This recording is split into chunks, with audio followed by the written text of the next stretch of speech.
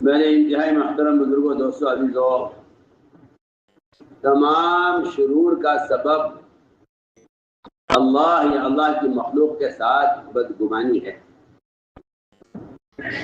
اور تمام خیروں کا حاصل کرنا اور اس کا بنیادی سبب اللہ اور اللہ کی مخلوق کے ساتھ اچھا گمان کرنا ہے۔ اگر کوئی غور کر لے قرآن اور حدیث پر اس گمان کے بارے میں تو یہ سمجھ جائے گا کہ گمان سے بڑی کوئی طاقت نہیں ہے، گمان سے بڑی کوئی طاقت نہیں، گمان سے بڑی کوئی طاقت۔ سارے ملائکہ، سارے انبیاء، سارے اولیاء، ساری مادی طاقتیں جمع کر دی جائیں، اس سب سے بڑھ کر طاقت اور قوت گمان میں ہے۔ آپ سوچیے میں کیا عرض کر رہا ہوں، اس لیے کہ گمان اللہ کی قدرت کو اور اس کی ذات کو بندے کے ساتھ کر دیتا ہے۔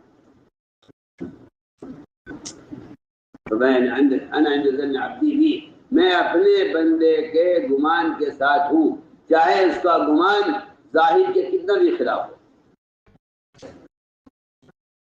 اس کا گمان ظاہر کے کتنا بھی خلاف ہو۔ فرمایا میں اپنے بندے کے گمان کے ساتھ ہوں، اگر کہ اس کا گمان ظاہر کی کتنا بھی خلاف ہو۔ کائنات کی جتنی بھی شکلیں ہو سکتی ہیں، چھوٹی یا بڑی، اگر بندہ ان سب کے خلاف گمان کر لے تو اللہ تعالیٰ ان سب پر مسلمان کو، ان سب پر اللہ رب مسلمان کو غالب کر کے رہے۔ اس کے ظن کی وجہ سے اللہ تعالیٰ ان ساری مادی طاقتوں پر مسلمان کو غالب کر کے رہیں گے، صرف اپنی ذات کے ساتھ گمان کے ٹھیک ہونے پر۔ عجیب بات ہے، اللہ تعالیٰ اپنے بندوں کے گمان کا امتحان خطرات میں لیتے ہیں۔ بندوں کے گمان کا امتحان خطرات میں لیتے ہیں، بندے کے گمان کا امتحان خطرات میں لیتے ہیں۔ اگر بندہ اچھے حالات میں اور موافق اور مساعد حالات میں یا اسباب کی موجودگی میں اگر بندہ اللہ کے ساتھ گمان کر لے تو اس گمان کا کوئی کمال نہیں ہے۔ اب کوشش یہ کہہ دے کہ ان اسباب کی وجہ سے مجھے امید ہے کہ اللہ تعالیٰ ایسا کر دیں گے، تو میں کہتا ہوں یہ خیال، یہ گمان کے بالکل خلاف ہے، یہ کوئی گمان نہیں۔ تمہارا اللہ سے گمان کرنا کسی شکل کے ہوتے ہوئے یہ گمان کی حقیقت نہیں ہے، یہ گمان کی کوئی حقیقت نہیں ہے۔ میں بہت ضروری باتیں مجھے عرض کرنی ہے، یہ گمان کی کوئی حقیقت نہیں ہے کہ آپ ظاہری اسباب، اس لیے کہ گمان ایک ایسی چیز ہے، میں بہت عام بات کرتا ہوں، گمان ایک ایسی چیز ہے جو اللہ اور غیر اللہ کے درمیان تقسیم نہیں ہو سکتی۔ اللہ اور غیر اللہ کے درمیان تقسیم نہیں، اللہ اور غیر اللہ کے درمیان گمان ایسی چیز ہے جو تقسیم نہیں ہو سکتی۔ آپ نے تقسیم کر دیا تو پھر آپ کا گمان اللہ کے ساتھ درست نہیں ہے۔ ہم آپ سے بہت بنیادی بات کر رہے ہیں۔ میں کہتا ہوں کہ ایک شخص ظاہری حالات دیکھ کر یہ کہتا ہے کہ امید اللہ کی ذات سے کہ یہ کام ہو جائے گا۔ بس یاد رکھو، جہاں تمہارے گمان میں اللہ کا غیر داخل ہو جائے گا وہاں آپ کا گمان اللہ کے ساتھ بگڑ جائے گا۔ ہم خود بہت ضروری بات کر رہے ہیں۔ اس طرح اس کی ذات کے ساتھ اس کے غیر کی شراکت ممکن نہیں ہے، اس طرح اس کی ذات سے گمان کرنے میں اس کے غیر کو کوئی دخل نہیں ہے، اس کے غیر کو کوئی دخل نہیں۔ اگر آپ کسی مخلوق کو شریک کرتے ہوئے اللہ سے گمان کرتے ہیں تو میں کہتا ہوں کہ یہ کوئی گمان نہیں چاہیے. اس لیے میں نے عرض کیا کہ اللہ تعالیٰ کا یہ نظام ہے کہ وہ گمان کا امتحان خطرات میں لیتے ہیں.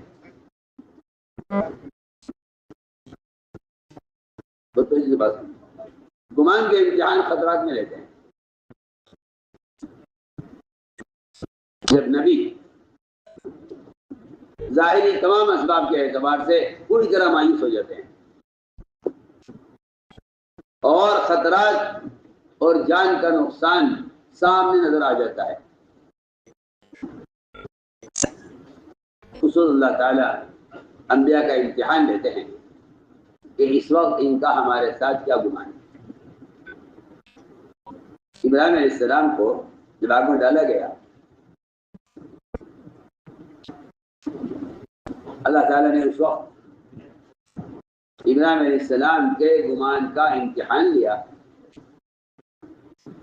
اور انتہائی سخت ترین اور انتہائی خطرناک موقع پر جبرائیل اکیلے نہیں بلکہ سمندروں کے فرشتے کو اور پہاڑوں کے فرشتے کو لے کر حاضر ہوئے اور یہ کہا کہ بتائیے اس وقت آپ کی کیا حاجت ہے اور اس وقت ہم آپ کی کس کام آ سکتے ہیں. یہ گمان تھا ابراہیم علیہ السلام کا کہ اللہ ہمیں ضائع نہیں کریں گے. ہمیں اللہ کا گمان اس پر مجبور کرتا ہے. اللہ کے گمان کا تقاضا یہ ہے کہ ہمیں آپ کی حاجت نہیں. اللہ کے گمان کا تقاضا یہ ہے کہ ہمیں آپ کی حاجت نہیں.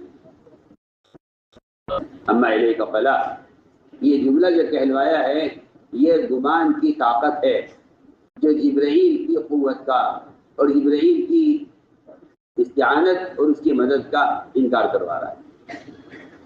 میں عرض کرنا چاہتا ہوں کہ جب گمان اللہ کے ساتھ درست ہو جاتا ہے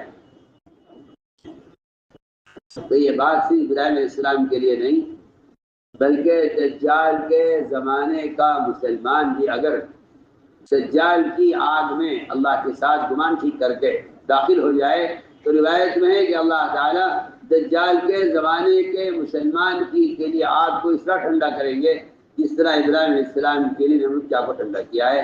آپ ابتدا سے انتہا تک دیکھیں. یہ گمان اپنی جگہ اپنی حالت پر ہے، زمانہ جتنی چاہے بدل جائے. مجھے گمان عرض کرنا ہے کہ حسن ظن کے ساتھ کیا خیریں ہیں اور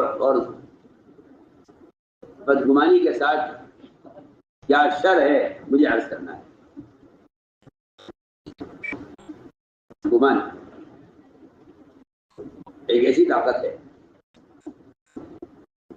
جس کے مقابلے میں ساری مادی طاقتیں فیل ہیں. چنانچہ اللہ تعالیٰ ایسے حالات بنا دیتا ہے دنیا میں ایمان والوں کے لیے جس میں ان کے ایمان کا اور ان کے گمان کا امتحان ہوتا ہے. اور ایمانی گمان ہے اللہ سے بدگمان ہونا صرف کافر کا مزاج ہے. مومن اللہ سے بدگمان نہیں ہو سکتا. مومن اللہ سے بدگمان نہیں ہو سکتا. کافر اللہ سے بدگمان ہوتا ہے. لا ییأس من روح اللہ الا القوم الکافرون، یہ صفت کافروں کی بیان کی گئی ہے کہ یہ اللہ کی ذات سے بدگمان رہیں گے. آپ غور کریں میری بات کی. گمان ہے ابراہیم علیہ السلام کا. آگے حضور اکرم صلی اللہ علیہ وسلم نے حضور صدیق رضی اللہ تعالی نے گمان کو ٹٹولا اس وقت جب دشمن قریب پہنچ چکا تھا. حضور صدیق رونے لگے. کہا ابو بکر اس وقت تمہارا کیا گمان ہے اس ذات کے بارے میں جو ہمارے ساتھ تیسرا ہے. گمان تمہارا کیا گمان اس ذات کے بارے میں جو ہمارے ساتھ تیسرا ہے. یہ انتہائی خطرے کا موقع تھا جس میں صدیق رضی اللہ تعالیٰ عنہ کو یہ پورا خطرہ ہو گیا تھا اس بات کا کہ یہ ہم تک پہنچ گئے ہیں۔ آپ نے فرمایا تمہارا کیا گمان اس ذات کے بارے میں جو ہمارے ساتھ تیسرا ہے؟ میں عرض کرتا ہوں بالکل یہی صورتحال ابو دردہ کے ساتھ پیش آئی جب ان سے لوگوں نے اگر کہا کہ آپ کے مکان جل رہا ہے، آپ کے مکان میں آگ لگ گئی ہے، ایک نے، دوسرے نے، تیسرے نے، تینوں نے اگر کہا، ان کا گمان اللہ کی ذات کے ساتھ یہ کہہ رہا ہے کہ اللہ میرا مکان نہیں جلائیں گے، میرا گمان اللہ کے ساتھ یہ نہیں ہے کہ وہ مجھے دعا سکھلا دے میرا مکان جلا دے۔ مجھے اس بات کی پوری امید ہے، یقین ہے مجھے اللہ میرا مکان نہیں جلائیں گے۔ اللہ اپنے بندے کے گمان کے ساتھ ہیں، حالات کیسے بھی ہوا کریں۔ وہاں ابراہیم علیہ السلام کے لیے آگ کو ٹھنڈا کیا، یہاں ابو دردہ کے لیے آگ کو ٹھنڈا کیا۔ میں تو آپ کو مثالیں عرض کر رہا ہوں کہ کون کون سے مواقع ہیں جہاں انتہائی خطرہ تھا، لیکن کوئی بات ہے کہ حالت کیسے بھی ہوں، اللہ کے ساتھ گمان کا درست کرنا وہ حالات کو ایسا پلٹ دیتا ہے اور ایسا بدل دیتا ہے کہ آدمی اس کا تصور بھی نہیں کر سکتا۔ تو گمان کا امتحان اور گمان کا کمال خطرات میں ہے۔ میں عرض کرتا ہوں اگر بندہ اسباب کے اعتبار سے یہ امید کر لے کہ یہ زمین اتنا غلہ دے گی، یہ باغ اتنا پھل دے گا، یہ بھینس اتنا دودھ دے گی، تو میں تو آپ سے بے تکلف کہتا ہوں اور حقیقت عرض کر رہا ہوں کہ جو لوگ اپنے اسباب کی پیداوار کو اور اپنے اسباب کی آمدنی کو اپنے اندازے سے محدود کر لیتے ہیں وہ بھی اللہ سے بدگمان ہیں۔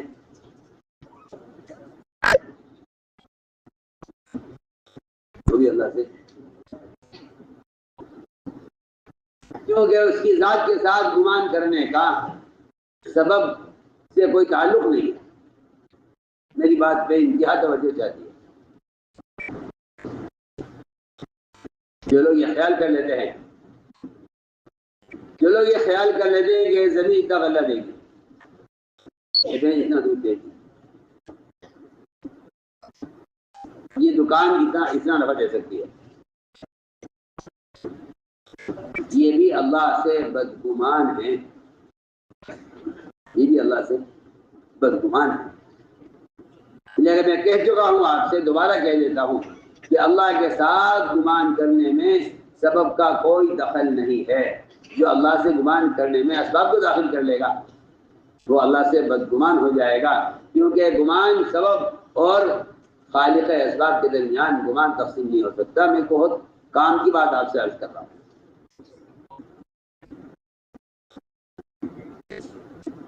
گمان کیا ہے؟ بدگمانی کیا ہے؟ میں عرض کرتا ہوں انسانی تجربات اللہ سے بدگمان کر دیتے ہیں۔ انسانی تجربات اللہ سے بدگمان کر دیتے ہیں۔ آپ بیماریوں سے موت کا تجربہ کر لیں،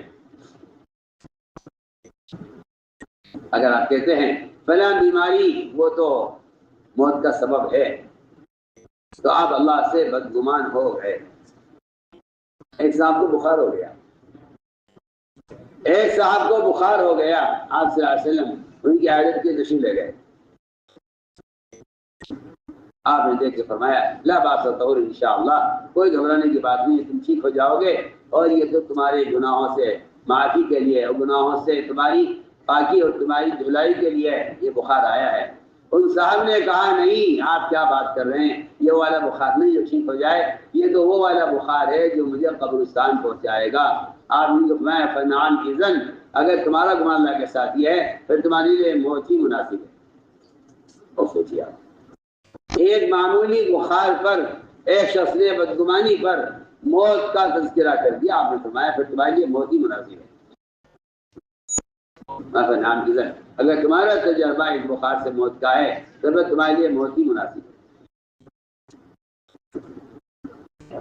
میں عرض کرتا ہوں سب سے اہم بنیادی بات یہ ہے کہ بندہ اللہ کے ساتھ گمان ٹھیک کرے،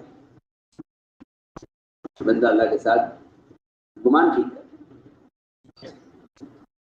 اللہ کے ساتھ گمان بگڑ گیا تو یہ دنیا میں پریشان رہے گا، اور اللہ کی ذات کے ساتھ اور اللہ کے غیر سے گمان کرنا اس کو فقیر بنا دے گا، اس کو فقیر بنا دے گا۔ اس نے فرمایا کہ سب سے پہلا کام یہ ہے کہ مومن اللہ کے ساتھ اپنے گمان کو ٹھیک کرے، اللہ کے ساتھ اپنے گمان کو ٹھیک کرے، مومن اللہ کے ساتھ اپنا گمان ٹھیک کرے۔ دوسری بات یہ ہے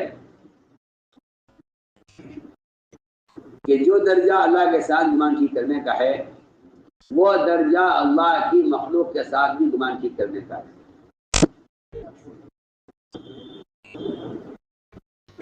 اگر گمان اللہ کے ساتھ بگڑے گا تبھی خطرات سے نہیں بچ سکتا، اور اگر اس کا گمان اللہ کی مخلوق کے ساتھ بگڑ گیا تو ایمان والے کے درمیان وہ فساد پیدا ہوگا بدگمانی سے، جس فساد کا کوئی حل نہیں ہوگا اور جس کو روکنے کا کوئی ذریعہ نہیں ہوگا۔ میں آپ سے عرض کرنا چاہتا ہوں کہ اگر بندے کا گمان مخلوق کے ساتھ بگڑ جائے،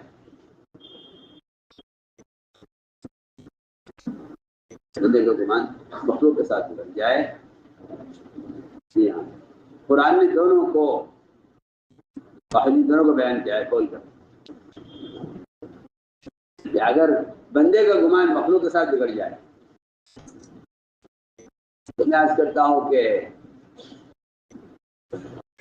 اگر مخلوق کے ساتھ گمان بگڑ جائے تو ایک گھر بھی چل نہیں سکتا، ایک گھر بھی چل نہیں سکتا، ایک گھر بھی چل نہیں سکتا، اس لیے کہ مومن کے ساتھ حسن ظن کا تقاضا یہ ہے، سننا کان کھول کے بعد، مومن کے ساتھ حسن ظن کا تقاضا یہ ہے کہ اگر آپ کسی مومن کو کوئی عمل کرتے ہوئے دیکھیں یا کوئی گناہ کرتے ہوئے دیکھیں اور مومن اس کا انکار کرے تو مومن کے ساتھ حسن ظن کا تقاضا یہ ہے کہ آپ اس کے آنکھ سے دیکھے ہوئے گناہ کو، آپ اپنی آنکھ سے دیکھے ہوئے گناہ کو اپنی آنکھ کی خطا کہیں، اور یہ کہیں مجھے مومن کے ساتھ گمان یہ ہے کہ اگر مومن اس کا انکار کر رہا ہے تو مومن صحیح کہہ رہا ہے، میری آنکھ نے غلط دیکھا ہے، سنیے تو صحیح۔ میں آپ سے بتانا چاہتا ہوں کہ دور صحابہ میں آپس کی اجتماعیت کے لیے سب سے بنیادی شرط اور سبب وہ مومن کے ساتھ حسن ظن تھا، جو اس زمانے میں بالکل ختم ہو چکا ہے۔ بہت میں آپ سے بنیادی بات عرض کر رہا ہوں، اگر ایک میاں اور بیوی ان کے درمیان اگر حسن ظن نہیں ہے تو یہ چین کی زندگی نہیں گزار سکتے۔ سوچیے آپ، حسن ظن کا تقاضا یہ ہے کہ آپ کا جو اپنا گمان مومن کے بارے میں ہے وہ آپ کی آنکھ کو جھٹلا دے، اس کو کہتے ہیں مومن کے ساتھ گمان ٹھیک کرنا۔ سنیے میں کیا کہہ رہا ہوں، گمان کا تقاضا یہ ہے اور گمان کی حقیقت یہ ہے کہ اس طرح اللہ کی ذات کے ساتھ گمان کرنے والا سبب کا انکار کر دیتا ہے کہ سبب سے نہیں ہوتا، اس طرح مومن کے ساتھ اچھا گمان کرنے والا شخص اپنی آنکھ کے دیکھے ہوئے کا انکار کر دے گا۔ میں اس کی مثالیں پیش کرنا چاہتا ہوں۔ دور صحابہ میں ایک مومن کے ساتھ حسن ظن کا کیا درجہ تھا وہ میں عرض کرنا چاہتا ہوں۔ پہلی مثال، مومن کے ساتھ حسن ظن،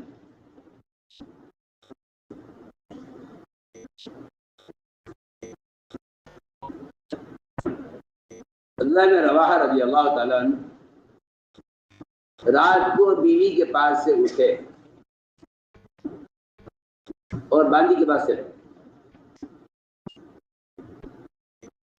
میں نے ایک وعدہ کیا آپ سے، ایک گھرانہ صرف دو میاں بیوی کا،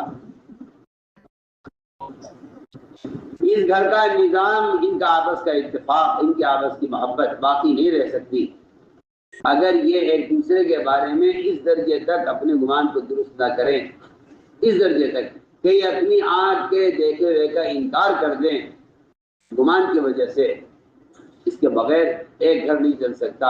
آپ اس بدگمانی کے ساتھ اتنا بڑا دعوت کا نظام عالمی سطح پر چلا لیں، یہ ناممکن بات ہے۔ ہم آپ سے کچھ کہنا چاہتے ہیں، آپ انتظار پر غور کریں، اس مثال پر غور کریں جو میں بیان کر رہا ہوں،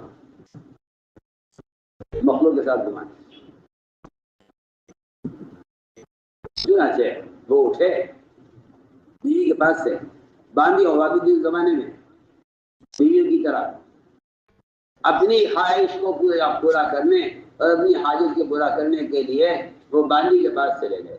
بیوی کی آنکھ کھلی، اس نے دیکھا کہ شوہر بستر پر نہیں ہے، کہاں گئے؟ رات کو اٹھی تلاش کیا تو دیکھا تو وہ باندھی سے صحبت کر رہے تھے، اپنی آنکھوں سے دیکھا بیوی۔ اسے غصہ ہے کہ مجھے چھوڑ کر وہاں کیوں گئے۔ غصہ اتنا آ گیا کہ وہ اٹھی اور اس نے چھرا نکالا اور چھرا لے کر اس ارادے سے آئی کہ یہ چھرا میں شوہر کے سینے میں گھسا دوں گی آج، تو غصے میں تھی۔ ادھر چھرا تلاش کیا، یہ باندھی سے فارغ ہو چکے تھے۔ بیوی سے پوچھا مریم کیا بات ہے، تو کیوں چھرا لے کے کہاں جا رہی ہے، کیا بات پیش آ گئی آج رات کو؟ بیوی نے کہا میں اگر تمہیں وہاں دیکھ لیتی جہاں تم تھے تو میں سینہ تمہیں چھرا تمہارے سینے میں گھسا دیتی۔ شوہر نے کہا تم نے مجھے کہاں دیکھ لیا؟ شوہر نے کہا تم نے مجھے کہاں دیکھ لیا؟ بیوی نے کہا تم بانی کے ساتھ نہیں تھے۔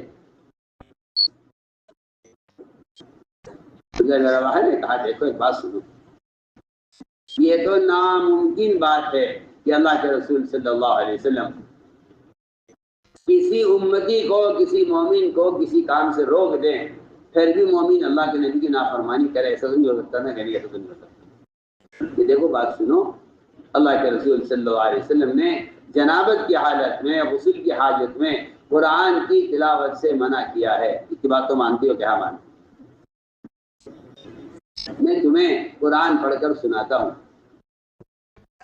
اس سے تمہیں یقین ہو جائے گا کہ میں غسل کی حاجت پر اور میں نہیں ہوں۔ انہوں نے قرآن نہیں پڑھنا تھا ان کو، انہوں نے عربی کی کچھ اشعار پڑھ دیے۔ بیوی کو قرآن پڑھی نہیں تھی، بیوی یہ سمجھی کہ یہ قرآن پڑھ رہے ہیں، انہوں نے عربی کا اشعار پڑھ دیے۔ اتانا رسول اللہ یتلو کتابہ کما لاح مسلم فیل ساتع اتا بالہدا بعد العما وقلوبنا به موقنات انما قال واقع یبیت یجافی جنبه عن فراشه اذا استثقلت بالمشرکین المضاجع۔ یہ اشعار انہیں پڑھے، اس کا خلاصہ یہ تھا کہ حضور اکرم صلی اللہ علیہ وسلم اللہ کی کتاب قرآن کی تلاوت کرتے ہوئے ہماری طرف آئے، اور آپ کا قرآن اور آپ کا دین وہ سورج سے زیادہ روشن اور سورج سے زیادہ واضح ہے۔ آپ ہدایت کا راستے لے کر آئے ہمارے اندھے پن کے بعد، اور ہمیں آپ کی ہر بات کا دل سے یقین ہے کہ جو آپ نے فرمایا ہے وہ ہو کر رہے گا۔ آگے وہ یہ بھی کہہ گئے اپنے شہر میں کہ کافر اور مومن کے درمیان، مشرک اور مومن کے درمیان رات کے قیام اور تہجد کا فرق ہے۔ سنیے تہجد کو ہلکا سمجھنے والے سنیں، تہجد کو ہلکا سمجھنے والے سنیں کہ مومن کافر کے درمیان رات کے قیام کا فرق ہے۔ مومن کافر کے درمیان رات کے قیام کا فرق ہے۔ دو آیتیں قرآن کی ایسی ہیں اس سے معلوم ہوتا ہے کہ مومن کافر کے درمیان رات کے قیام کا بھی فرق ہے۔ جی ہاں، قرآن یہ کہتا ہے قل تمتع بکفرک قلیلا انک من اصحاب النار، یہ کافر کے بارے میں آیت ہے. قل تمتع بکفرک انک من قل تمتع بکفرک قلیلا انک من اصحاب النار. کافر کے بارے میں اللہ فرما رہے ہیں قرآن میں کہ تو اپنے کفر کے وجہ سے کچھ دن دنیا میں مزے اڑا لے، پھر تیرا ٹھکانہ جہنم ہے. اگلی آیت یہ ہے امن ہوا قانت آناء اللیل ساجدا وقائما یحذر الآخرہ ویرجو رحمت ربی. آپ ان دو آیتوں کو غور کریں، ان میں کافر کے متعلق یہ فرمایا جا رہا ہے. یہاں عبداللہ بن رواحہ اپنے شعر میں یہ بھی کہہ گئے جبت یجافی جنب عن فراشہ اذا استثقلت بشبیہ المضاجع، کہ مومن کی تو کیفیت یہ ہے، اس کی صفت تو یہ ہے کہ اس کا تو پہلو بستر سے دور رہتا ہے رات کو اللہ کی عبادت میں، جبکہ کافر رات کو پڑھ کر سوتا ہے تو صبح تک سوتا ہے. یہ کافر مومن کے درمیان انہوں نے اپنے شعر میں فرق بیان کیا ہے. میں عرض کر رہا تھا کہ انہوں نے یہ اشعار پڑھ کر سنا ہے. بیوی سے قرآن پڑھ رہے ہیں اور یہ اس کو یقین ہے بیوی کو کہ ایسا نہیں ہو سکتا کہ ایک مسلمان کو اللہ محمد صلی اللہ علیہ وسلم ایک کام کے کرنے سے روک دیں پھر بھی کوئی امتی نبی کی مخالفت کر جائے، ایسا تو ناممکن بات ہے. بھی یہ کہتی ہے کہ میں نے آپ کی بات کا یقین کر لیا ہے اور میرا گمان آپ کی بات کے بارے میں میرا گمان درست ہے اور مجھے آپ کے ساتھ اچھا گمان ہے کہ آپ نے ایسا نہیں کیا ہے، میری آنکھ نے غلط دیکھا ہے. میری آنکھ نے سوچیے ایک مومن کی بات کا ایسا یقین، ایک مومن کی بات کا اس ذریعے میں یقین کہ میری آنکھیں غلط ہے. ایک صاحب شراب پی رہے تھے، ایک صاحب شراب پی رہے تھے اور تمہیں نے دیکھ لیا، شراب پیتے ہوئے دیکھ لیا حضرت عمر نے. اچھا تم شراب پی رہے ہو، بتائیے اس سے عمر رضی اللہ تعالیٰ عنہ کسی کو خامخواہ متہم کر دے، کسی کو بلا تحقیق یہ کہہ دے کہ تم شراب پی رہے ہو اور تمہوں نے دیکھ کر کہا کہ تم شراب پی رہے ہو. اس شراب پینے والے نے کہا قسم ذات عالی کی جس کے سوا کوئی عبادت کے لائق نہیں ہے، میں شراب نہیں پی رہا ہوں. عمر نے فرمایا کہ میں اپنی آنکھ کے دیکھتے ہوئے کو جھٹلاتا ہوں، مجھے ایک مومن کی بات کا یقین ہے.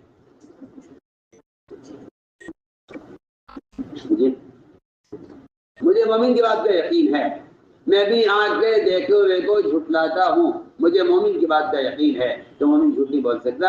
اگر شراب پینے والا قسم کھا کر یہ کہہ رہا ہے کہ میں نے شراب نہیں پی تو مجھے آپ کی بات کا یقین ہے اور میری آنکھ نے غلط دیکھا ہے، میں آپ کی بات کو قبول کرتا ہوں.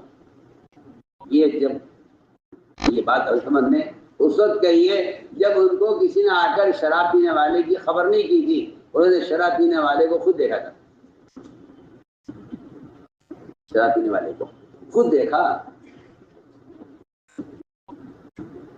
میرے دوستوں مجھے عرض کرنا ہے کہ مومن کے بارے میں بدگمانی اس کا جو فساد ہے، اس لیے کہ سوال اس بات کا ہے کہ بدگمانی کی ابتدا کہاں سے ہوتی ہے؟ بدگمانی کی ابتدا کہاں سے ہوتی ہے؟ بدگمانی کی پیدا ہوتی ہے وہ شیاطین کے وساوس سے پیدا ہوتی ہے. شیاطین کے وساوس سے بدگمانی پیدا ہوتی ہے.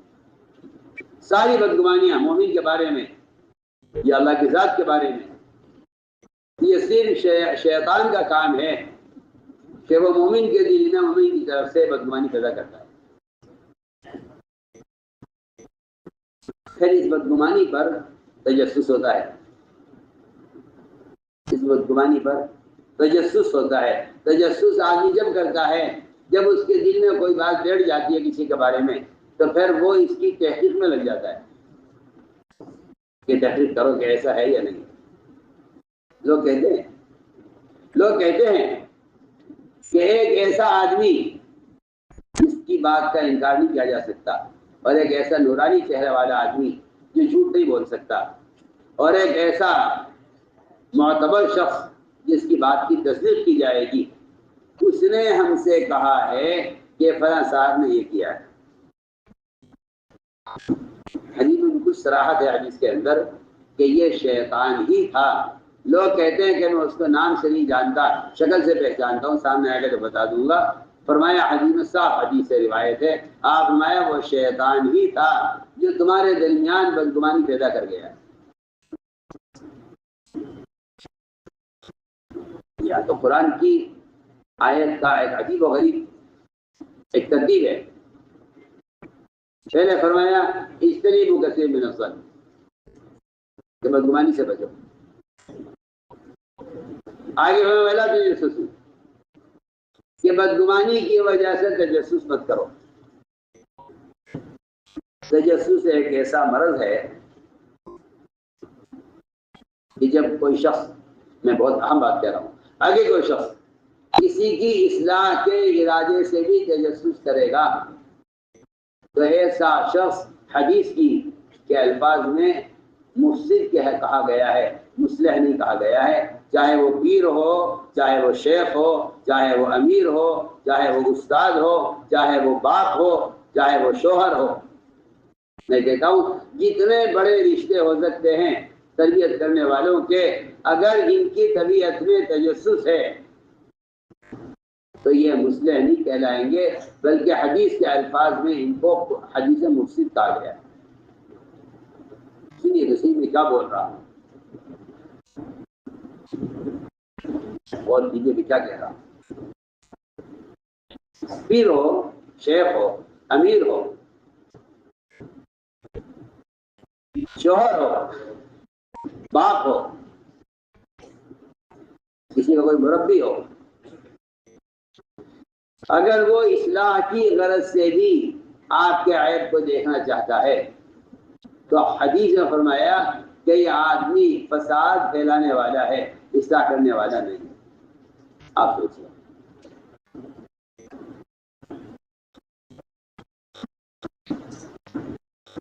اب وہ کیجیے بھی کیا کرنا، یہ صاحب روایت ہے ان جگہ اتبعت عورات المسلمین افسدتہم، کہ اگر تم نے مسلمانوں کا عیب تلاش کیا، اگرچہ تمہارا ارادہ ان کی اصلاح کا بھی ہو، تب بھی تم نے فساد پیدا کیا ہے، اور تم فسادی ہو، تم مصلح نہیں۔ اللہ کا نظام عجیب ہے، اللہ تعالیٰ کا عجیب نظام ہے۔ اللہ تعالیٰ مخلوق کی اصلاح کا کام ان لوگوں سے لیتے ہیں جو اس کی مخلوق کے بارے میں خیر خواہ اور اس کی مخلوق کے بارے میں محسن ہوتے ہیں۔ اللہ ان سے اپنی مخلوق کی اصلاح کا کام لیتے ہیں۔ عمر رضی اللہ تعالیٰ رات کو چکر لگا رہے تھے مدینے کی گلیوں کا، امیر المومنین ہیں، رعایا کی نگرانی باپ سے بڑھ کر ان کے ذمہ ہے۔ باپ تو اپنی اولاد کا نگراں ہوتا ہے اور امیر ساری رعایا کا نگراں ہوتا ہے۔ چکر لگا رہے تھے عمر رضی اللہ تعالیٰ مدینے کی گلیوں میں، اچانک رات کو کسی گھر سے چراغ کے جلنے کی روشنی اور کچھ آواز محسوس ہوئی۔ کہ رات میں کیا ہو رہا ہے، یہ رات عبادت کے لیے ہوتی ہے یا آرام کے لیے ہوتی ہے، یہ کیا ہو رہا ہے؟ قریب آئے تو اندر سے کچھ گانے کی آوازیں آ رہی تھی۔ اگر وہ خیال یہ ہوا کہ اگر میں نے دروازہ کھلوایا تو یہ گناہوں میں مشغول ہیں، اس کو چھوڑ دیں گے، لہذا ان کو گناہ کرتے ہوئے پکڑا جائے۔ یہ کہتے ہیں چھاپا مارنا۔ میں بہت اہم بات آپ سے کر رہا ہوں، کسی مسلمان کے بارے میں یہ دل میں ارادہ رکھنا کہ میں اسے گناہ کرتے ہوئے دیکھ لوں، میں کہتا ہوں کہ مسلمانوں میں فساد پیدا کرنے کے لیے کافی ہے۔ کہ جو آدمی کسی مسلمان کو گناہ کی حالت میں دیکھنا چاہتا ہے کے دل میں کہیں سے کہیں تک بھی ان کی اصلاح کا ارادہ نہیں، کہیں سے کہیں تک بھی۔ ہم آپ سے بہت بنیادی عبادت کرتے ہیں، میں کیا آپ سے کہوں، اگر کوئی مسلمان، اللہ اکبر، اگر کوئی مسلمان اپنے دشمن کو بھی گناہ کی حالت میں دیکھ کر یا اس سے کسی جرم کے صادر ہونے پر اس کے جرم سے خوش ہوتا ہے تو اللہ ایسے مسلمانوں سے دین کا کام نہیں لیں گے۔ آپ سنیے میں کیا بول رہا ہوں۔ کوئی مسلمان اگر اپنے دشمن کو، کوئی مسلمان اپنے کسی دشمن کے متہم ہونے پر یا اس کے کسی گناہ کے کرنے پر اگر کسی مسلمان کو ذرہ برابر مسرت ہوتی ہے یا غم نہیں ہوتا تو اللہ تعالیٰ ایسے مسلمانوں سے دنیا میں دین کا کام نہیں لیں گے۔ یہ میں بالکل آپ سے پکی چھکی بات عرض کر رہا ہوں۔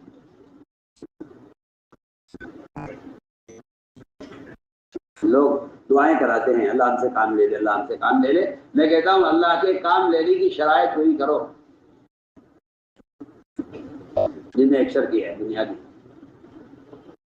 کہ اگر آپ کے دل میں ذرہ برابر بھی اس بات کا ذرہ برابر بھی خیال ہے کہ آپ کا دوست نہیں آپ کا دشمن ہے، وہ کسی گناہ میں پکڑا جاتا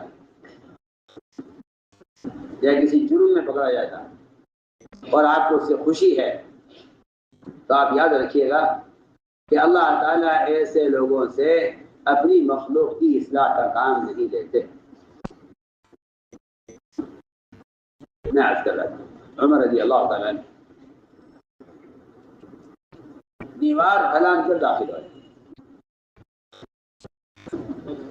اندر دیکھا تو ایک بڑے میاں شراب پی رہے تھے اور ایک گانے والی ناچنے والی وہ ناچ رہی تھی، گا رہی تھی۔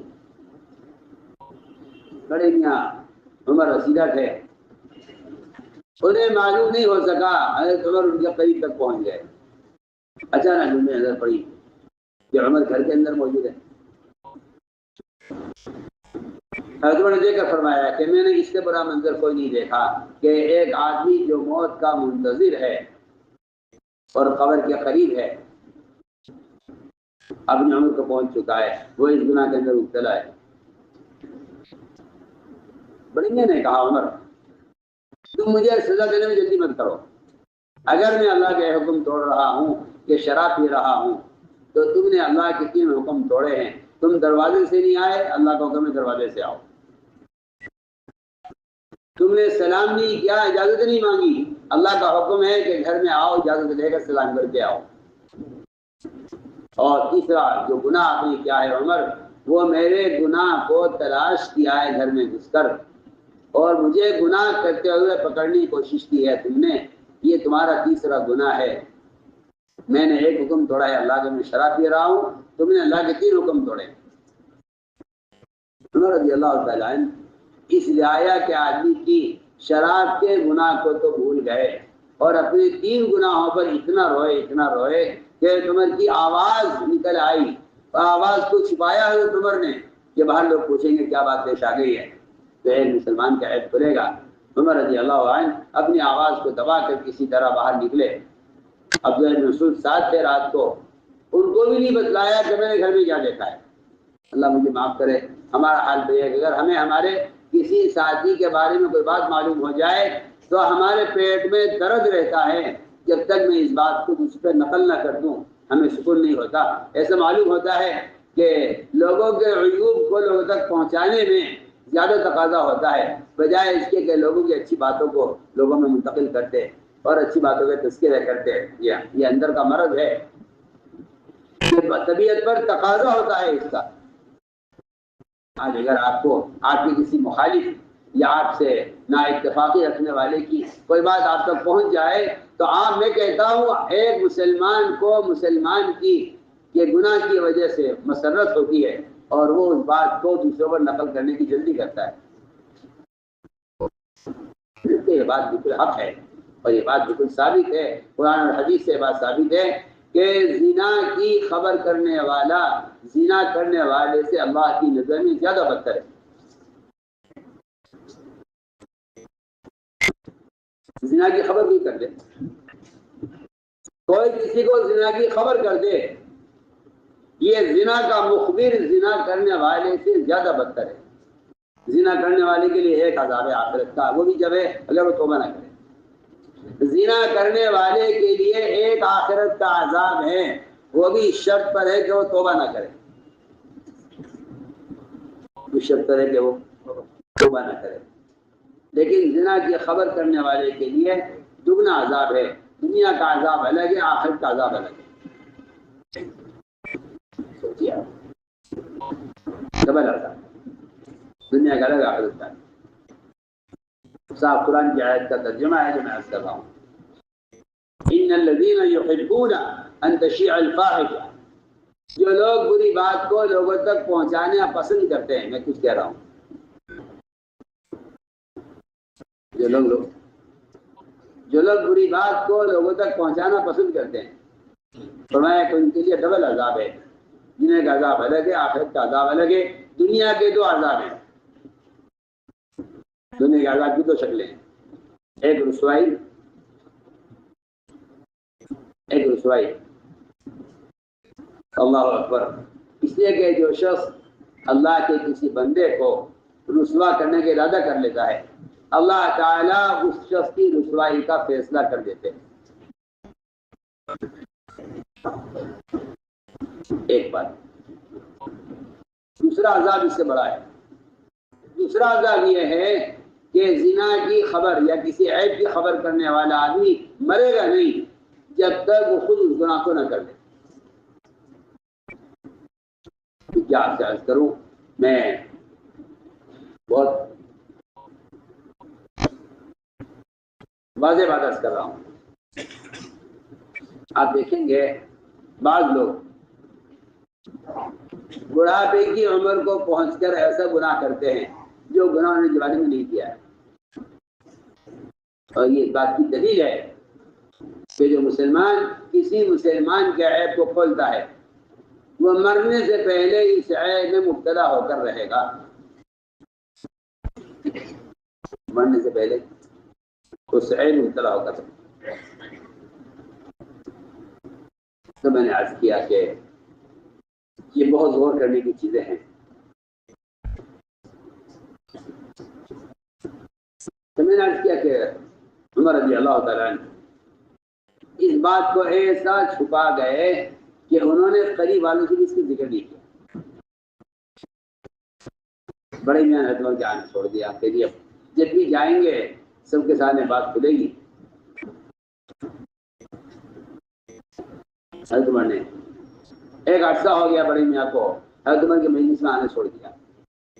پھر بات پرانی ہو گئی تو خیال یہ ہوا کہ اب تو حضرت عمر بھول گئے ہوں گے اس بات کو، چلو چلتے ہیں حضرت عمر کی مجلس میں۔ مگر بڑے میاں نے عقل مندی یہ کی کہ وہ چھپ کر بیٹھے پیچھے تاکہ عمر ان کو دیکھ نہ سکے، مگر حضرت عمر کی ان پر نظر پڑ گئی۔ بڑی میاں کو میرے پاس لاؤ۔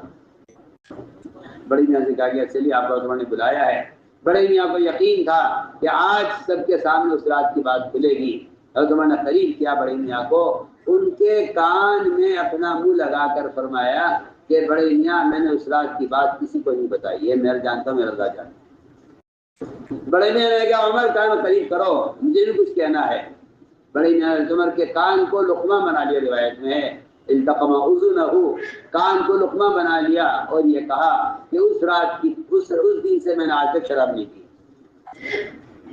میں تو کہنا چاہتا ہوں کہ اللہ تعالیٰ اصلاح کا کام ان سے لیتے ہیں، اللہ اصلاح کا کام ان سے لیتے ہیں، مومن کے عیب کو چھپا دیتا ہے۔ تو میرے دوستو عزیزو،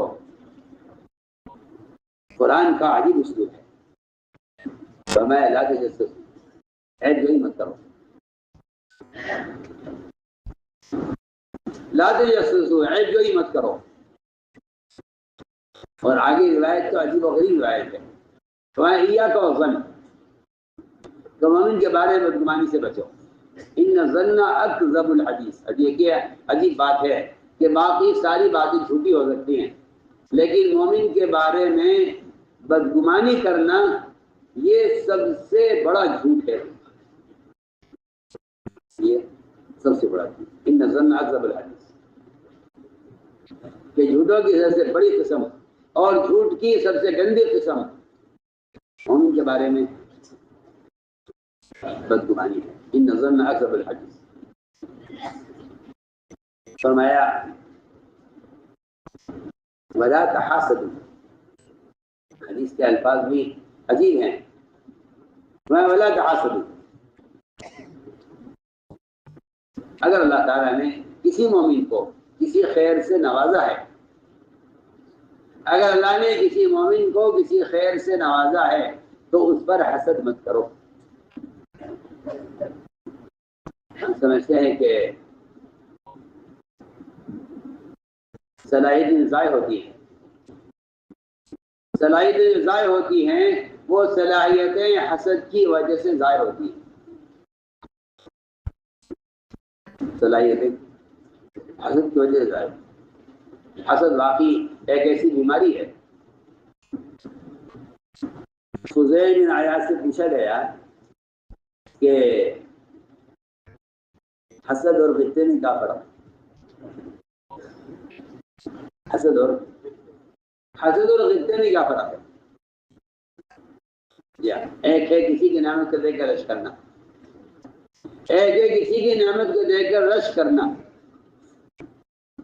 ایک ہے کسی کی نعمت کو دیکھ کر حسد کرنا۔ فرمایا کہ حسد اور غصے میں مومن منافق کا فرق ہے۔ قربان مومن اور کیا بات، حسد اور غصے میں مومن منافق کا فرق ہے۔ مومن غصہ کرے گا،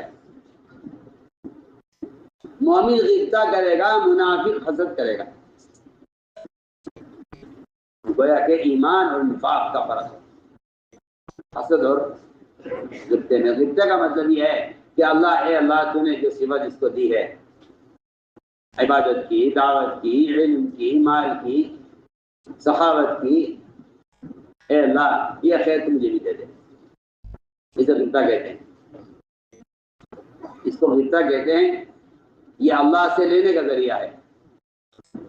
اور حسد، یہ حسد تو جو کچھ آپ کو ملا ہوا ہے اس سب کے بھی ضائع ہو جانے کا سبب ہے۔ میں کہتا ہوں ابلیس بننے کا سبب اور ابلیس کے اللہ کی عبادت سے محرومی کا سبب جو ہوا ہے، اللہ کی قسم صرف حسد ہے اور کچھ نہیں ہے۔ آپ اگر غور کریں، علماء نے لکھا ہے اللہ کی کئی نافرمانی آسمانوں میں حسد کی وجہ سے ہوئی ہے، اور پہلا قتل زمین پر حسد کی وجہ سے ہوا ہے۔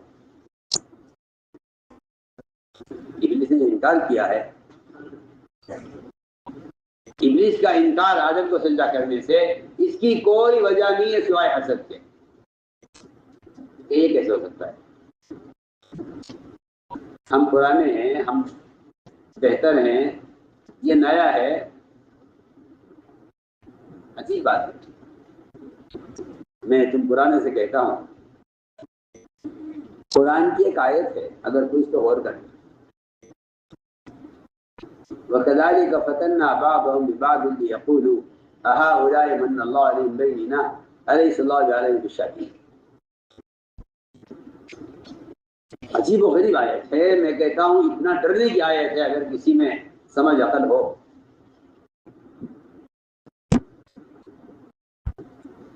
وَكَذَلِكَ فَتَنَّا بَعْضَهُمْ بِبَعْضٍ لِيَقُولُوا أَهَٰؤُلَاءِ مَنَّ اللَّهُ عَلَيْهِم بَيْنِنَا أَلَيْسَ اللَّهُ بِعَلِيمٍ بِالشَّاكِرِينَ۔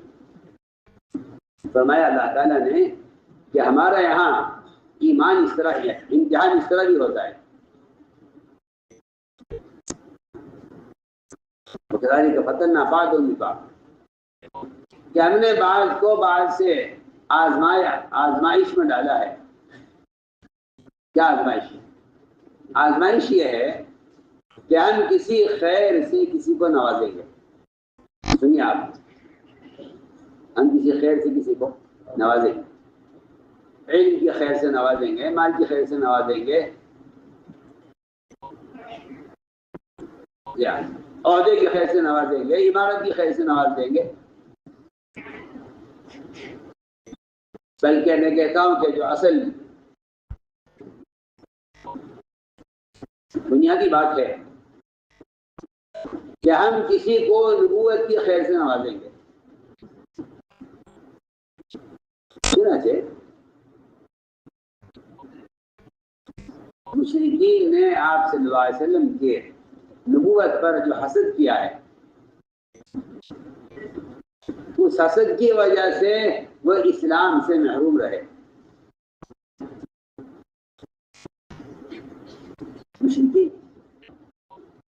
اسلام کی نعمت سے محروم رہے. آپ پڑھیے قرآن، آپ پڑھیے سیرت.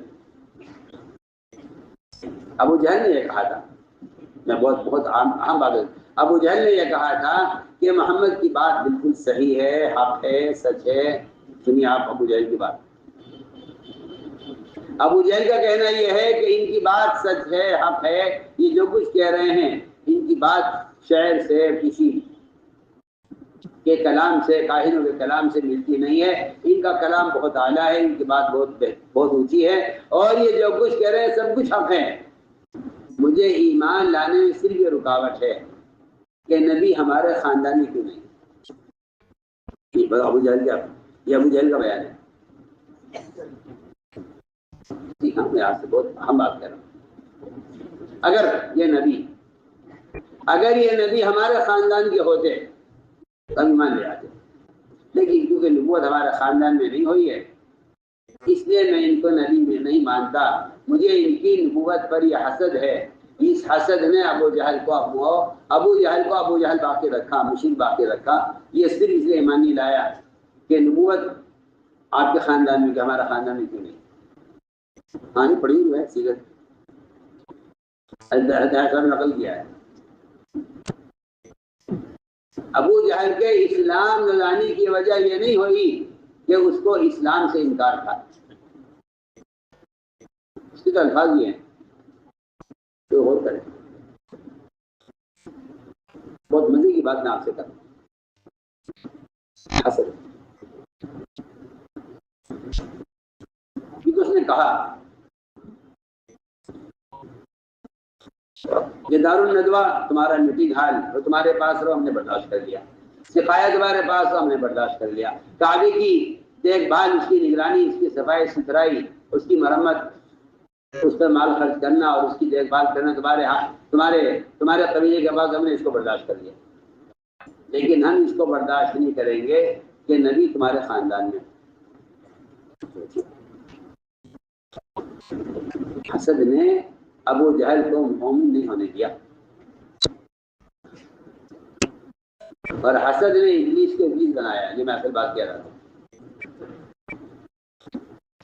اللہ تعالیٰ کا نظام یہی ہے کہ وہ حق کے راہ میں چلنے والوں کا امتحان لینے کے لیے بعض مرتبہ بعض والوں کو آگے بڑھا دیتے ہیں. بعض والوں کو آگے بڑھا دیتے ہیں تو اس پر لوگ اعتراض کرتے ہیں. میں آپ سے بہت کام کی باتیں کر رہا ہوں. اس پر لوگ اعتراض کرتے ہیں کہ آپ نے ہمارے ہوتے ہوئے ہمارے بعد والوں کو آگے کیوں بڑھایا.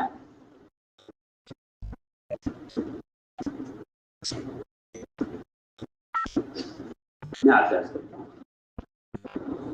اللہ کی بے نافرمانی آسمان میں ہوئی ہے، وہ حسد کی وجہ سے ہوئی ہے. ابلیس کو حسد ہوا کہ آدم کو مسجد ملائکہ کیوں بنایا جائے. آدم کو مسجد ملائکہ کیوں بنایا جائے. ہم پرانے ہیں. حضور اکرم صلی اللہ علیہ وسلم نے ایک یمنی تلوار نکالی. تمہارے اس تلوار کو کون دے گا؟ حضرت عمر کھڑے ہوئے، مجھے دیجیے. تمہارے کیا نہیں، بیٹھ جاؤ. اس تلوار کو کون لے گا؟ زبیر کھڑے ہوئے. دونوں رشتے دار، دونوں قرابت دار، دونوں استعداد والے، دونوں پرانے. زبیر رضی اللہ تعالیٰ ادھر حضرت عمر، لوگوں نے بازو میں رکھا نا عمر کی استعداد. دونوں کو انکار کر دیا آپ نے، نہ تلوار ان کو دی نہ ان کو دی. تیسرا اعلان ہوا، کون اس تلوار کو لے گا جو اس کا حق ادا کرے. حق ادا کرنے کی بات تیسرے اعلان میں آئی تو یہ دونوں گھبرا کر پیچھے ہٹ گئے کہ بھائی حق ادا کرنا تو ہمارا بس کا نہیں ہے. یہ پرانے پن کی بات یہ ہوتی ہے. پرانے پن کی بات یہ نہیں ہوتی کہ ہم اس کے حقدار ہیں، پرانے پن کی بات یہ نہیں ہوتی کہ ہم حقدار ہیں. یہ دونوں ڈر گئے، ابو جو ہے عمر اور زبیر رضی اللہ عنہما دونوں ڈر گئے، دونوں پیچھے ہٹ گئے، کہنے لگے نہیں بھائی حق ادا کرنا ہمارے بس کی بات نہیں ہے. سنیے آپ، دونوں پیچھے ہٹ گئے ڈر کر، کیونکہ پہلا اعلان ہوا تھا کون لے گا، تو دونوں کھڑے ہو گئے. جب اعلان یہ ہوا اس کا حق کون ادا کرے گا، تو دونوں ڈر کے پیچھے ہٹ گئے. اسے اعلان پر ابو دجانہ کھڑے ہوئے، ایک عام صاحب، مجھے یہ تلوار اور بتائیے اس کا حق کیا ہے. آپ نے فرمایا کہ اس تلوار کا حق یہ ہے کہ یہ مومن کو چھوئے گی نہیں اور کافر سے چوکے گی نہیں. کافر سے مومن کو چھوئے گی اور کافر سے چوکے گی، دشمن سے چوکے گی نہیں اور مومن کو چھوئے گی نہیں، اس کا حق ہے. ابو دجانہ کو آپ نے وہ تلوار دین دونوں کے ہوتے ہوئے، دونوں بڑے دونوں پرانے، ابو دجانہ کو تلوار دے دی. ابو دجانہ نے تلوار کو لے کر میدان کی طرف بڑھے تو زبیر رضی اللہ تعالیٰ عنہ، اس لیے کہ دو قسم کے لوگ ہوتے ہیں، دو قسم کے لوگ ہوتے ہیں، اللہ مجھے معاف فرمائے. ایک قسم ہوتی ہے جو اس راستے میں خواہش کی بنیاد پر چلتے ہیں.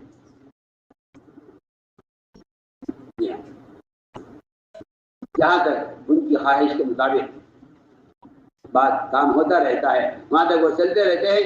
جہاں تک کام ان کی طبیعت کے خلاف ہو جاتا ہے وہاں وہ میدان چھوڑ دیتے ہیں،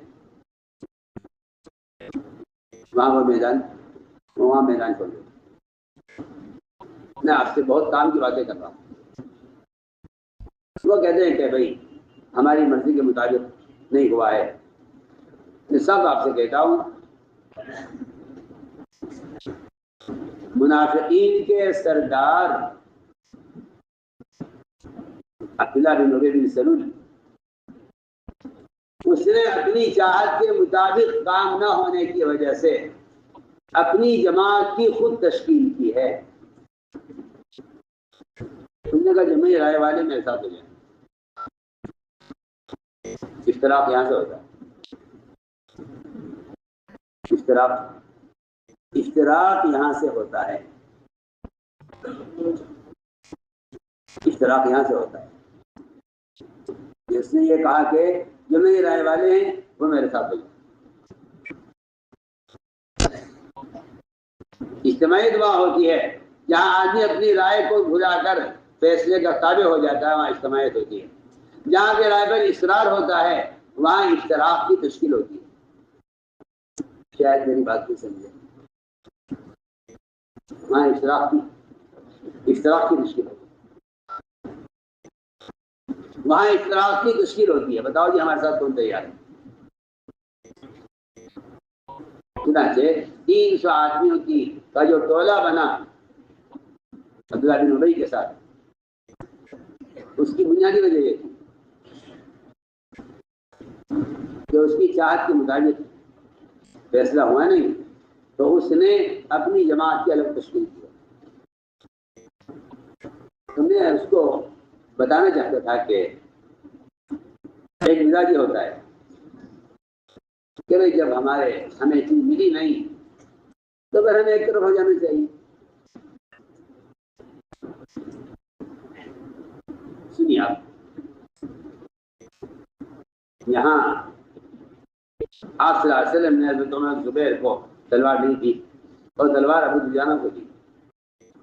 ابو دجانہ اس تلوار کو لے کر جب بڑے میدان کی طرف، تو زبیر رضی اللہ تعالیٰ عنہ وہ ناراض ہو کر گھر نہیں بیٹھ گئے بلکہ وہ ابو دجانہ کے پیچھے پیچھے میدان میں اترے.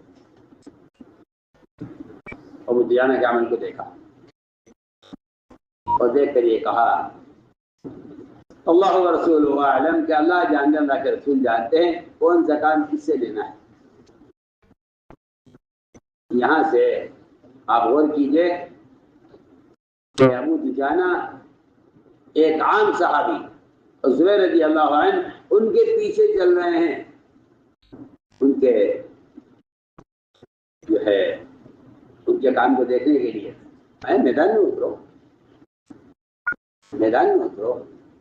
اگر تم پر ایک ایسا کالا غلام جس کا سر پچکا ہوا ہو اور بدشکل ہو، اگر وہ تم پر ذمہ دار بنا دیا جائے تو تم اس کے ساتھ اس کے تابع ہو کر چلو۔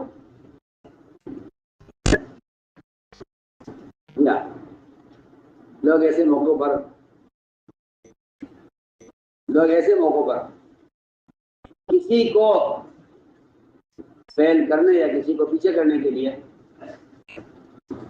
اس کے عیوب بیان کرتے ہیں، اس کے عیوب بیان کرتے ہیں۔ میں یاد آیا مجھے، میں ایک ملک میں شورا بنا رہا تھا، ایک ملک کی، تو مشورے کے دوران ایک صاحب کھڑے ہوئے، کہنے لگے کہ شورا میں آنے کے لیے یا کسی آدمی کو شورا میں لینے کے لیے اس کے اندر کیا کمالات، کیا صفات ہونی چاہیے، اور کون کون سی خاص طور پر ایسی چیزیں ہیں جو اس کے اندر نہ ہونی چاہیے۔ انہوں نے سوال کیا، میں نے فوراً کہا پہلی شرط یہ ہے کہ وہ ذمہ دار یا شورا میں آنے والا آدمی فرشتہ ہونا چاہیے، یہ پہلی شرط ہے۔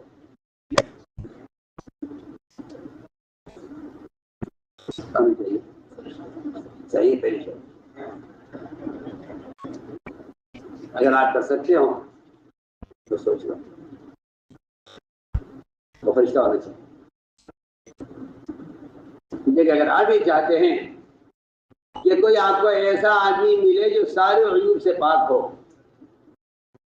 اور سارے محاسن اور تمام اچھی صفات سے وہ بھرا ہوا ہو، اگر آپ ایسے آدمی کو ذمہ دار بنائیں تو پھر تو اس کے لیے یہی کہا جا سکتا ہے کہ وہ آدمی فرشتہ ہونا چاہیے جو گناہوں سے معصوم ہو یا اور عبادت اور صفات سے مزین ہو، پھر تو کوئی فرشتہ ہی ہو سکتا ہے۔ وہ صاحب بیچارے سمجھ گئے، معافی مانگ کر بیٹھے کہ مجھ سے غلطی ہو گئی ہے کہ میں نے ایسا سوال کیا ہے۔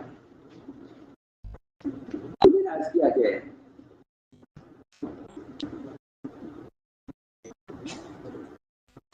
مومن کے بارے میں اچھا گمان، مومن کے بارے میں اچھا گمان، اور اگلی بات یہ ہے کہ اس کو ہمیشہ اللہ کی تقسیم سمجھنا چاہیے۔ یہ تقسیم اللہ کی ہے، تقسیم اللہ کی ہے، تقسیم اللہ کی ہے، اسے مخلوق کو کوئی دخل نہیں ہے۔ کیونکہ قرآن کی آیت بتاتی ہے کہ اللہ جانتے ہیں کہ اللہ کا مکان کس سے لینا ہے۔ اللہ عالم ہے، جو مثال تھا، یہ بھی قرآن کی آیت ہے۔ اللہ یصطفی من الملائکۃ رسلا من الناس، اللہ تعالیٰ خود چھانٹتے ہیں انسانوں میں سے، فرشتوں میں سے اپنے کام کے لیے۔ یہ انتخاب اللہ تعالیٰ کی طرف سے ہوتا ہے۔ فرمایا کہ حسد آدمی کو محروم کر دیتا ہے۔ کیا وجہ ہے؟ میں عرض کرتا ہوں، حسد کرنا اللہ کی تقسیم سے اختلاف کرنا ہے۔ حسد کی جو نحوست ہے، حسد کی جو نحوست ہے، اس کی بنیادی وجہ اللہ کی تقسیم سے اختلاف حسد کا خلاصہ ہے۔ اللہ کی تقسیم سے میں کہتا ہوں حسد کا خلاصہ ہے۔ تو جاننا چاہتا ہو حسد کسے کہتے ہیں، تو حسد اللہ کی تقسیم سے اختلاف کرنے کو کہتے ہیں۔ صاف بات ہے، بالکل۔ حسد کا مطلب ہے اے اللہ آپ نے اس کو فلاں چیز کیوں دی ہے، اس کو حسد کہتے ہیں۔ اس لیے میں نے عرض کیا کہ قرآن نے اور حدیث نے اس بدگمانی کے آگے جو نقصانات اور بدگمانی کے آگے جو امراض بیان کیے ہیں، امراض، بدگمانی سے کیا امراض پیدا ہوں گے، بدگمانی سے امراض پیدا ہوں گے، تجسس کا مرض، حسد کا مرض، یہ حدیث سے میں حدیث کا الفاظ کر رہا ہوں. چنانچہ فرمایا کہ مومن کے ساتھ اپنا گمان اچھا رکھو. میں پھر عرض کرتا ہوں کہ جس طرح اللہ کے ساتھ گمان کرنا نمرود کی آگ کو ٹھنڈا کر سکتا ہے، ہم عرض کرنا چاہتے ہیں کہ گمان ایک ایسی طاقت ہے کہ اگر آدمی کسی گناہ کرنے والے کے ساتھ بھی ایسے گمان کرے اور کسی غلطی کرنے والے کے بارے میں ایسے گمان کر لے تو اللہ تعالیٰ مومن کے بارے میں مومن کے گمان کے مطابق اللہ تعالیٰ مومن کے بارے میں مومن کے گمان کے مطابق اس کی خصلت اس کی خرابیوں کو خوبیوں میں تبدیل کر دیتے ہیں. میں تو آپ سے بہت کام کی بات کہہ رہا ہوں. جیسے میں نے آپ کو مثالیں دی ہیں کہ آگ کا بے اثر ہو جانا صرف گمان پر. اگر کوئی مومن کے بارے میں اچھا گمان کر لے تو اللہ تعالیٰ اس مومن کے گمان کی وجہ سے مومن کی خوبیوں کی خرابیوں کو خوبیوں میں تبدیل کر دیتے ہیں. میں آپ کو واقعہ عرض کرتا ہوں.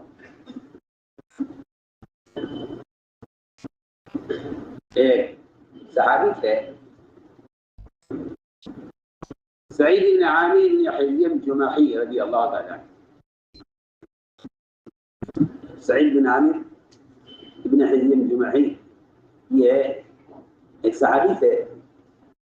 ان کو عمر رضی اللہ تعالیٰ عنہ نے ملک شام پر امیر بنایا. دیکھیے ایک سنت تھی اور ایک معمول تھا آپ صلی اللہ علیہ وسلم کا بھی آپ کے بعد خلفاء راشدین کا بھی کہ وہ ممالک پر علاقوں پر امیر دیا کرتے تھے. اور یہ عمارت کا تعین اس لیے ضروری ہے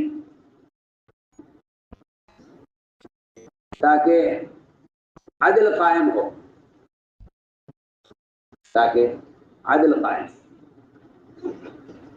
عدل قائم. جمہوریت جو نظام ہے جمہوری نظام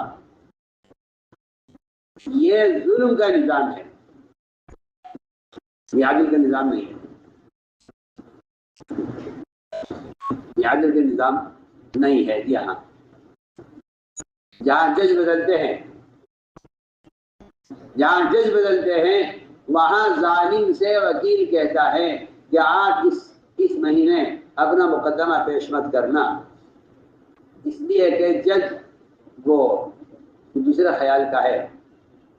جی ہاں، جب ہمارا جج آئے گا آپ اس وقت مقدمہ پیش کرنا تو میں آپ کو جتوا دوں گا. آپ سنیے، آپ یہ وکیل ظالم سے کہتا ہے.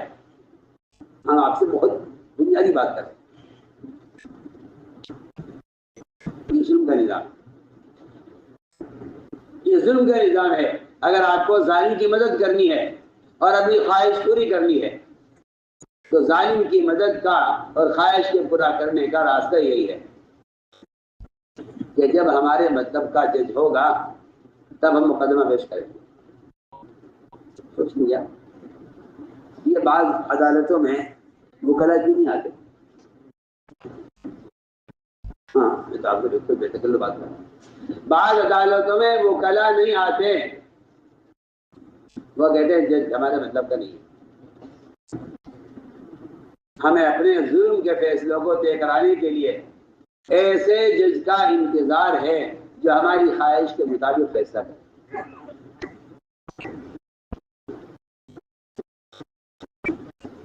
اسلام میں ایسے نظام کا کوئی تصور نہیں.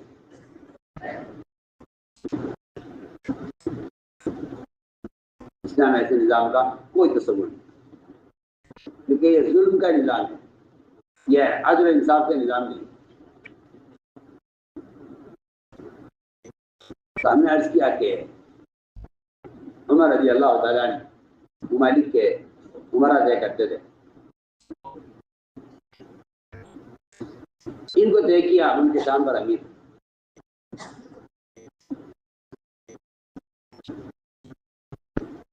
آئے نہیں شکایتیں کی، اور بالکل صحیح بات ہے کہ اگر عمرا جس کام کو ان کو معمور کیا گیا ہے اگر وہ اس میں یکسو نہیں ہیں تو وہ اپنی اقتدار اور اپنے اختیار سے ان کاموں کو انجام دیں گے جو کام ان کے کرنے کے نہیں ہیں۔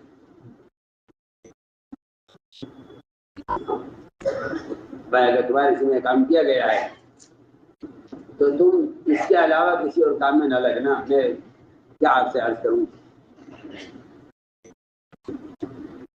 حضور اکرم صلی اللہ علیہ وسلم نے حضرت عثمان کو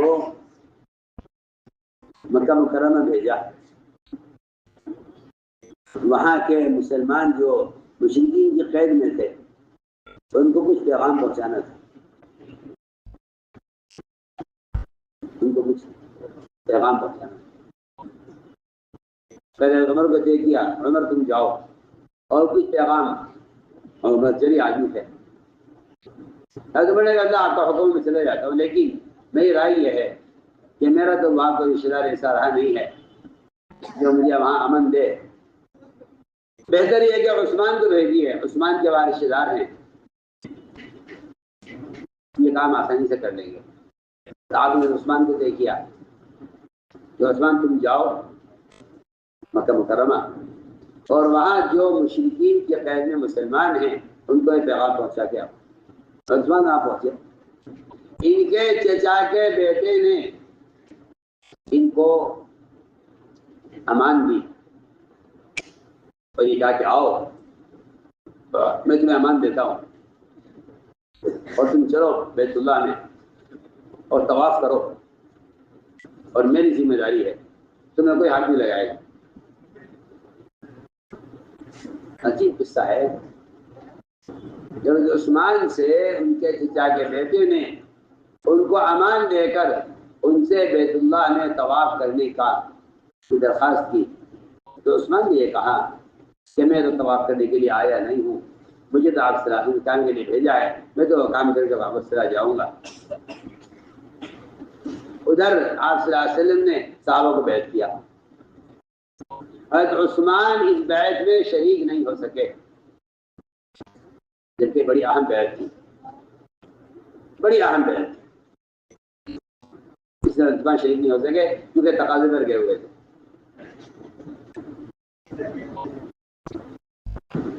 آپ صلی اللہ علیہ وسلم نے حضرت عثمان کو غائبانہ بیعت کیا، آپ نے اپنے ہاتھ کو حضرت عثمان کا ہاتھ بنایا اور اپنے دوسرے ہاتھ کو اپنا ہاتھ بنایا، اپنا ہاتھ اپنے ہاتھ پر رکھ کر آپ نے اپنا ہاتھ پکڑا اور حضرت عثمان کو آپ نے بیعت کیا کہ یہ ہاتھ عثمان کا ہے، یہ ہاتھ میرا۔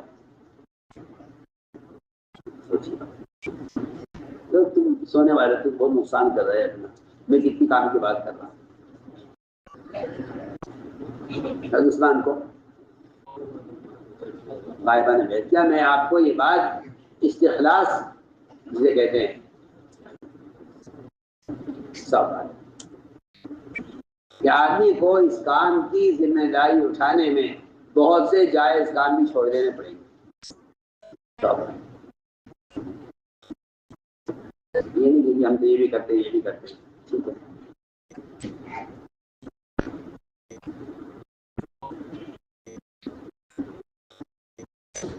تو آپ نے عثمان کو بیعت کیا، آپ کا ایک ہاتھ عثمان کا بنا لیا، اپنے ہاتھ کو اپنے ایک ہاتھ آپ کا اپنا، آپ نے اپنا ہاتھ اپنے ہاتھ پہ رکھا، عثمان کو غائبانہ بیعت کیا۔ تو صحابہ نے کہا عثمان تمہیں تو واقعی مبارک ہو، یہاں تم بیعت بھی ہو رہے ہو اور وہاں بیت اللہ کا طواف بھی کر رہے ہو۔ میں کہنی عثمان ہمارے بغیر طواف نہیں کریں گے، عثمان وہ کام کریں گے ہی نہیں جس کام کو بھیجا نہیں گیا۔ اگر عثمان نے انکار کر دیا کہ نہیں میں طواف نہیں کروں گا کیونکہ میں جس کام کے لیے بھیجا گیا ہوں مجھے وہ کام کر کے واپس جانا ہے۔ اس طرح تھا کہ استخلاص، اللہ اکبر، صحابہ کے استخلاص کے بڑے امتحان ہوئے، بڑے سخت امتحان ہوئے، صحابہ کے استخلاص کے بڑے سخت امتحان ہوئے۔ وہ 3 صحابہ جو تبوک میں جانے سے رہ گئے تھے، 50 رات ان کے استخلاص کی رگڑائی ہوئی ہے. دنیا میں کیا کہہ رہا ہوں؟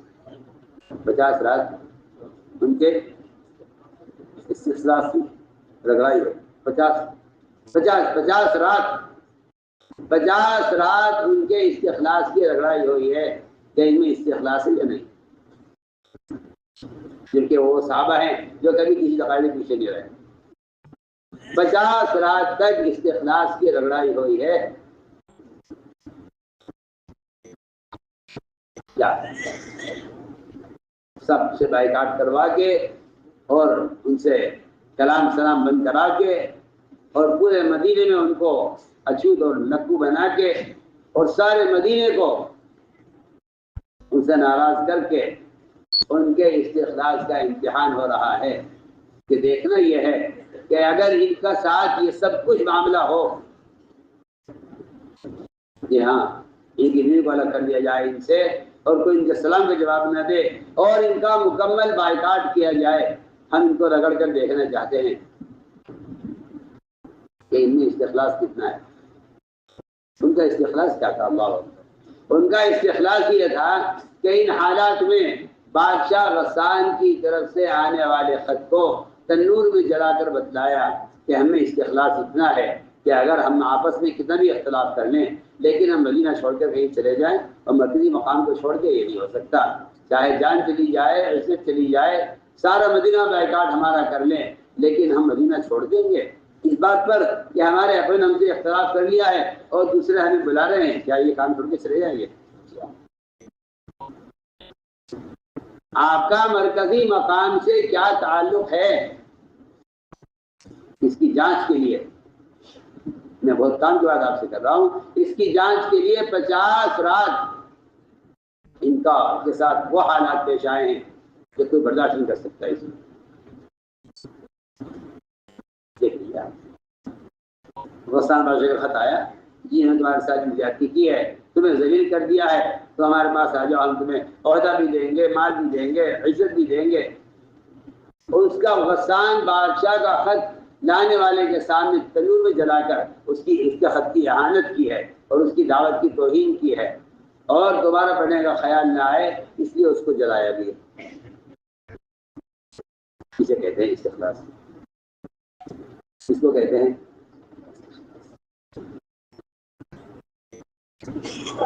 تو میں آپ سے عرض کرنا چاہتا ہوں کہ آدمی سوچتا ہے بعض مرتبہ کہ ٹھیک ہے یہ کام بھی ہے، جو اور بھی کام ہیں، میں آپ سے بھی کوئی بے تکلف دے دیتا ہوں. جن پر کسی کام کی ذمہ داری ادا لی جائے ان کو ہر اختلافی کام سے، ہر اختلافی چیز سے اپنے آپ کو پوری طرح یکسو کر لینا چاہیے.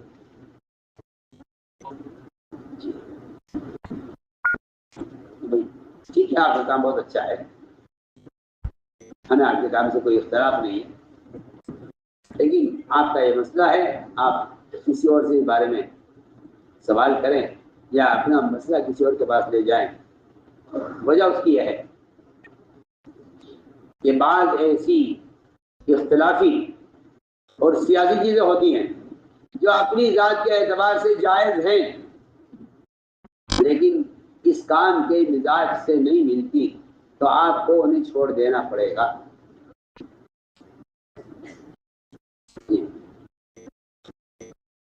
ہم بات آپ سے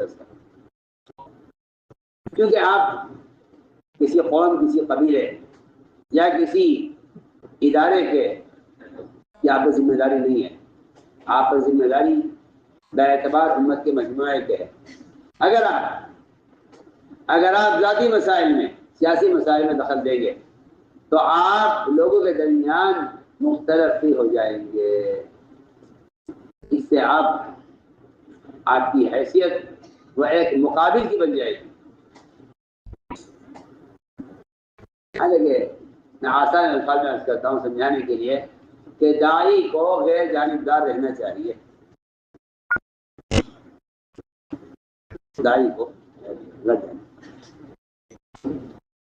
داعی کو غیر جانبدار رہنا چاہیے. کیا کیا ہم کسی جانب نہیں ہے، ہم ان کا ساتھ دیں، ان کا ساتھ دیں، ان کا ساتھ دیں، ان کا ساتھ دیں، ہمارے یہاں نہیں، ہم سب کے ساتھ ہیں، ہم سب کے ساتھ ہیں، سب ہمارے ساتھ ہیں. ہاں سیدھی بات ہے، ٹھیک ہے. ہمیں ہر امتی مطلوب ہے، اس لیے ہمارے مشورے عدالت نہیں ہیں. کیا آپ ذاتی جھگڑے لائے ہیں مشورے میں کہ نہیں؟ ذاتی جھگڑے آپ کسی کو سالس بنائیے جائیے، کیا اصول ہے اس کام کا. کیا ہم ذاتی مسئلوں میں نہیں پڑھتے، ذاتی مسئلوں میں ہم نہیں پڑھتے. ایک شخص نے حضور اکرم صلی اللہ علیہ وسلم سے کہا کہ یا رسول اللہ، اس بکری بیچنے والے سے کہیے کہ قیمت کم کر دے، آپ کا حکم سے کر دے گا. ذاتی مسئلہ ہے. ایک آدمی کی اپنی بکری ہے جس میں چاہے بیچے، اسے اختیار ہے. اس نے کہا یا رسول اللہ حکم دیجئے اس کو، آپ اس کو حکم دیجئے کہ یہ بکری کی قیمت کم کر دے. آپ دو ہاتھ اٹھا دیا آسمان کی طرف، فرمایا میں کل اللہ سے ظالم بن کر ملنا نہیں چاہتا، میرے کہنے سے یہ کم کر دے گا، اس کا نقصان ہو جائے گا، بکری کی قیمت ہو جائے گی، کم ہو جائے گی میرے کہنے سے، اس کا نقصان ہوگا. اللہ مجھ سے سوال کریں گے قیامت میں کہ آپ نے اس کی قیمت کیوں کم کروائی. جی ہاں، آپ صلی اللہ علیہ وسلم ذاتی مسئلوں میں دخل نہیں دیا کرتے تھے. میں بہت کام کی بات آپ سے کر رہا ہوں. بعض موقع ایسے ہیں صحابہ نے آپ سے درخواست بھی کی، یا رسول اللہ یہ مغیث ہیں، یہ مغیث ہیں، بڑے بد شکل ہیں، کالے ہیں، ان کی بیوی کو ان سے نفرت ہے، ان کی بیوی کو ان سے نفرت ہے، اور یہ اپنی بیوی پر بیچارے بڑے عاشق ہیں، بیوی سے ان کو نفرت ہے. آپ ان کی بیوی کو بلائیں اور ان سے کہیں کہ یہ مغیث کو قبول کر لیں. آپ نمائیں، ہم کی بارے میں کوئی فیصلہ نہیں کریں گے، ہم تو کوئی فیصلہ نہیں کریں گے. آپ نے بلایا حضرت بریرہ کو، کہا بریرہ مغیث کو قبول کر لو. انہوں نے کہا یا رسول اللہ آپ کا حکم ہی رائے ہے. میں بھائی رائے ہے ہمارا حکم نہیں، ہم ذاتی مسئلوں میں ہم حکم نہیں دیتے، ہماری رائے ہے. اور تو ایسا لگا کہ مجھے آپ کی رائے سے اتفاق نہیں. یہ سب لا حاجت لی فی، مجھے اس کی کوئی ضرورت نہیں. اگر حکم ہے حکم میں تو سر کٹا دیں گے، حکم کا تو انکار ہو نہیں سکتا. لیکن اگر آپ کی رائے ہے تو پھر میرا جواب یہ ہے کہ اگر آپ کی یہ رائے ہے تو مجھے اس رائے کو میں قبول نہیں کرتی آپ کی، اور مجھے اعتراض کرنا چاہتا ہوں کہ ذاتی مسئلوں میں نبی کے یہاں اتنی چھوٹ ہے کہ عورت نبی سے کہہ رہی ہیں کہ مجھے اس کی حاجت نہیں. اگر آپ کی رائے ہے، حکم ہے تو حکم پر تو گلا کٹوا دیں گے، اس کی کیا بات ہے، اس میں تو کوئی سوچنے کی گنجائش ہی نہیں ہے. جی ہاں،